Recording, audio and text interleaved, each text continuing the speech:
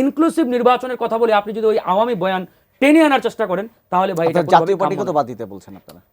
জাতীয় পার্টিকে বাদ দিতে আমরা বলছি না, এটা তো দেশের মানুষই বলছে। বিকজ আপনি আওয়ামী লীগকে তাহলে কেন বাইরে রেখেছেন? আওয়ামী লীগ যে দোষে দুষ্ট, ঠিক একই দোষে জাতীয় পার্টিও দুষ্ট। তাহলে আজকে আপনি জাতীয় পার্টিকে সুযোগ করে দিচ্ছেন নির্বাচনে অংশগ্রহণ করার, একই সাথে আপনি আওয়ামী লীগকে তাহলে কেন বাইরে রাখবেন? এই প্রশ্নটা জাগে না?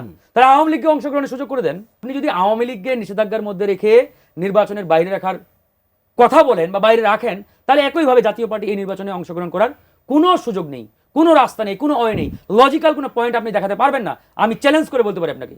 কারণ যে যে অপরাধে আপনি আজকে আওয়ামী লীগকে ইন্টারিম নিষেধাজ্ঞার মধ্যে রেখেছেন, ঠিক একই দোষে জাতীয় পার্টিও দোষী। তার যে সহযোগী যারা 14 দল, তারা প্রত্যেকে দোষী। পরিষ্কার কথা আমাদের।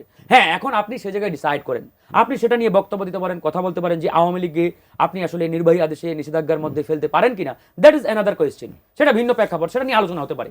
কিন্তু আপনি ওই আওয়ামী লীগের প্রশ্নটা সামনে এনে ইনক্লুসিভ নির্বাচনের কথা বলবেন, আবার এখানে আওয়ামী লীগকে চাইবেন, জাতীয় পার্টিকে চাইবেন, এটা আসলে কোনোভাবে কাম্য হতে পারে না, কোনোভাবেই না।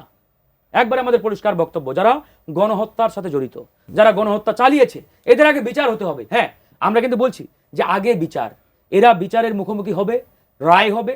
যদি বিচারের পরে তারা আসলে ধরেন যে আপনার অপরাধী সাব্যস্ত না হয়, ওকে ফাইন, নির্বাচনে অংশগ্রহণ করবে।